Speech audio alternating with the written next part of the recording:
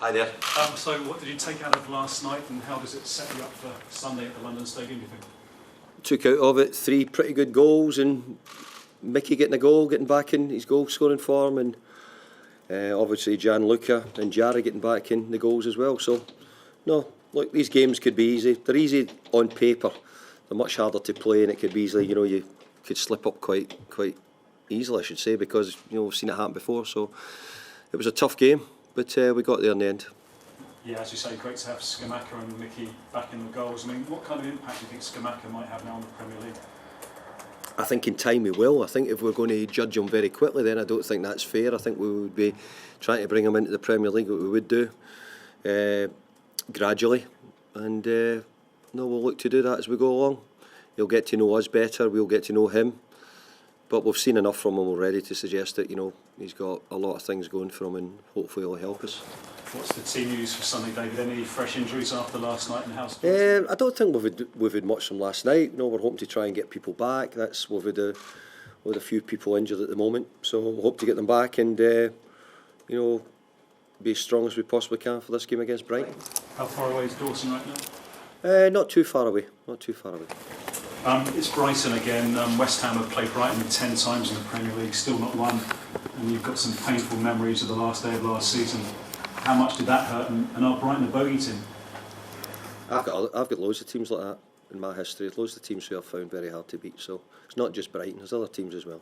What would you say about the challenge of facing Brighton? The challenge is good from their point of view. They've got a good team. They've got a manager who's doing very well. They've got a structure which they play to. So they've got a lot of good things going for them, Brighton. But we finished above them last year in the league. So we have to go and try and show that we're good enough, and we aim to try and do that again. We've had tough games against them, so I've got no doubt this will be another tough game. A couple of weeks left on the window, David. We're hearing that a deal for Emerson at Chelsea might be back on now. Is that a player you'd like, and obviously to give Cressy some competition on the left-hand side? Well, as you know, what you're going to get here, I wouldn't talk about players at other clubs until they became my players. So. We'd like somebody in that left back area to help Cressy and give us some more cover there. We've not had it, but I wouldn't talk about any individual players from any other clubs. And how much more work do you think needs to be done in the next 2 weeks? They're not on the transfer side. Well, we've signed a few players, but we're still looking, and we're still trying to add to it. We've done a lot of bidding for players quite often. We've not quite always got them, but. We've been active in the market, that's for sure.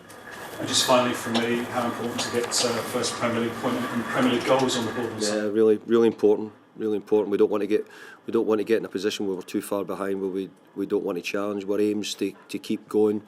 We want to be challenging the boys at the top, and we know that we've got to get off the mark and get started. So let's hope we can do it on Sunday. Thank you. Hi David, good afternoon, good to see you. Lots of positive yesterday. Ogbonna started the game, Scamacca scored as well.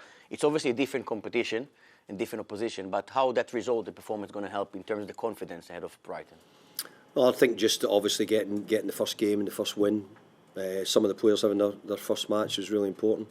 Angelo, for example, we probably might not have pushed him so quickly with other people available, but we've given him a chance to get back in, and he's done well. So hopefully he'll not be too far away. And getting Gianluca and Maxwell minutes it was good as well last night. So pleased for them.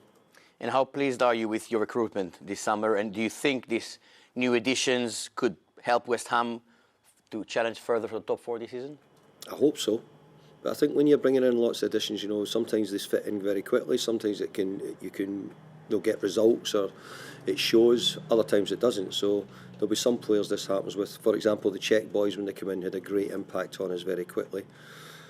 Maybe the opposite. Jared Bowen was maybe a little bit slower in his impact, but overall he's come on. So it can differ with different players, but we hope they're ready, and I do believe they'll make us much better. And how would you assess Brighton's success, especially after they sold in the last few years players like Ben White, Bissouma, Cucurella recently, and still doing well as a club? Yeah. I think if you look at their model, I think they buy in a lot of players early, and they keep them there, and they have them in their system. They buy a lot of good young players, and then when they come to the fore, then they become very good and obviously become very, very valuable. you can see their model's one alike. I don't know if it would work exactly at one of the top clubs, but it's certainly working really well where they are at the moment. And I think that they're doing a brilliant job, Brighton, of producing players and not seeming to let it have much effect on the results.